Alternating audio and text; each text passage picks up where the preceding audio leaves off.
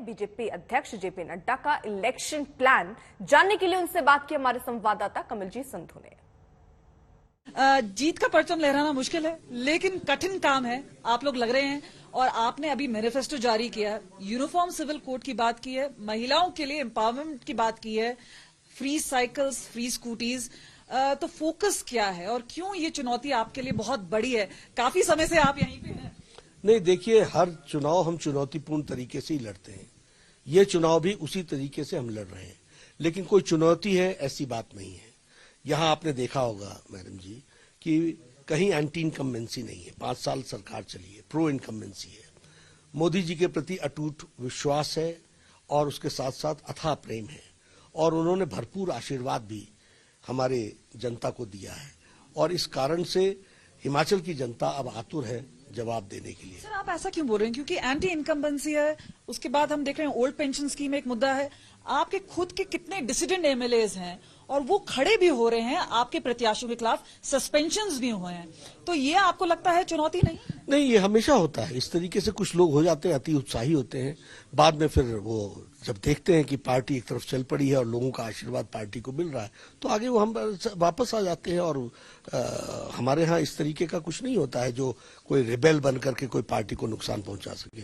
जहां तक आपने बाकी सारे विषय कहे हैं, लोगों का विश्वास बीजेपी से ही है कि वह भारतीय जनता पार्टी ही है जो हम उनको उनकी चिंता करेगी और उनको आगे बढ़ाने में अपना योगदान। नड्डा जी, कुछ समय पहले प्रधानमंत्री नरेंद्र मोदी ने कहा था कि फ्रीबीज के बारे में बोला था और बोला था कि ये नहीं, पर आज जब मैनिफेस्टो पढ़ा जा रहा था, हमने देखा कि किस तरह से बीजेपी ने कई ऐसे अनाउंसमेंट्स किए, जैसे आप महिलाओं के लिए बोल रहे हैं। तो ये सवाल आपसे नहीं उठाए जाने चाहिए कि ये फ्रीबीज नहीं है? नहीं, हमने इस पर ड्यू डिलिजेंस की है।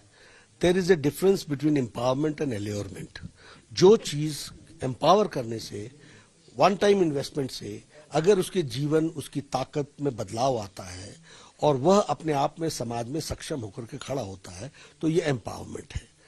जब कोई व्यक्ति खड़ा है और उसको कोई आवश्यकता नहीं है और आप पॉपुलर स्लोगन में उसको आप कुछ एल्योर करने के लिए देते हो, तो वह एल्योरमेंट हो जाता है। तो 11 वादों के साथ बीजेपी मैदान में है। उसने बता दिया कि किन किन योजनाओं को आगे वो हिमाचल के लिए लाने वाली है। अब बीजेपी के तमाम नेता सामने आ रहे हैं और इस वादों पर भरोसा जता रहे हैं कि बीजेपी सरकार बनाती है तो एक बार फिर से तो ये सारे वादे पूरे होंगे। अनुराग ठाकुर क्या कह रहे हैं, सुनवाते हैं आपको। रिवाज बदलने की बात की जा रही है और हमारे साथ इस वक्त बात करने के लिए हैं अनुराग ठाकुर। सीधा उन्हीं से बात करते हैं। सर, गुजरात में आप रिवाज कायम करना चाहते हैं, लेकिन हिमाचल में आप रिवाज बदलना चाहते हैं। इतनी चुनौतियां हैं, एंटी इनकम्बेंसी है, आपके पास डिसिडेंट एमएलएज हैं, आप ही के एमएलएज के खिलाफ चुनाव लड़ रहे हैं, तो चुनौतियां कई सारी है। क्यों आपको लग रहा है कि बीजेपी रिपीट होगी? मैं पहली तो आपको बड़ा स्पष्ट कर दूं, एंटी इनकम्बेंसी का दूर दूर तक कोई सवाल पैदा नहीं होता। जो इन 5 वर्षों में हुआ है, एम्स जैसा अस्पताल 750 बिस्तर का 1500 करोड़ का, पीजीआई सैटेलाइट केंद्र, 6 medical college, IIT, IIM, central university, hydro engineering college, technical university से लेकर बाकी सब बना। 4 लेन शिमला के लिए, मनाली के लिए, बिलासपुर के लिए बना। इसके साथ रेलवे लाइन भानुपल्ली बिलासपुर की हो या ऊना से लेकर इंफ्रास्ट्रक्चर, नहीं जी, वहां तक आए। ये कब हुआ? ये तो कांग्रेस ने 5 साल तक रोक के रखा था, हमने 5 साल में पूरा करवाया। तो एंटी इनकम्बेंसी तो तब होगी जब आप कुछ ना करें। कांग्रेस ने रुकवाने का काम किया, हमने पूरा किया। कांग्रेस ने विरोध किया, हमने विकास किया। पर वो विकास स्कीम देने के लिए तैयार हैं आप लोगों को, तो आप लोगों को क्या कहना है? मेरा एक आपसे सवाल है, ओल्ड पेंशन स्कीम वापस किसने की? मेरा आपसे सवाल है। केंद्र में बीजेपी थी और यहाँ पे कांग्रेस। नहीं जी, उस समय भी डॉक्टर मनमोहन सिंह जी की सरकार थी और प्रदेश में वीरभद्र जी की सरकार थी। ये दोनों जगह कांग्रेस की सरकार थी। उन्होंने ओल्ड पेंशन स्कीम को वापस किया।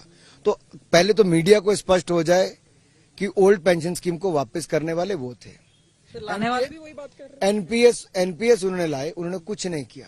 10% से 14% एनपीएस पे करने का काम भारतीय जनता पार्टी ने किया है और अब भी कमेटी का गठन किया है। निश्चित तौर पर रिपोर्ट आएगी, उसके आगे कार्रवाई होगी।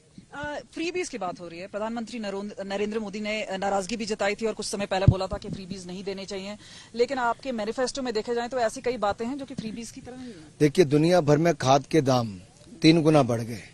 मोदी सरकार ने 80,000 करोड़ से बढ़ाकर सब्सिडी को 2,30,000 करोड़ किया। किसानों पर बोझ नहीं पड़ने दिया। संकट के समय जब दुनिया भर में अनाज का संकट है, भारत का अन्नदाता अन्न पैदा कर रहा है, तो आप मुझे बताइए क्या करना चाहिए।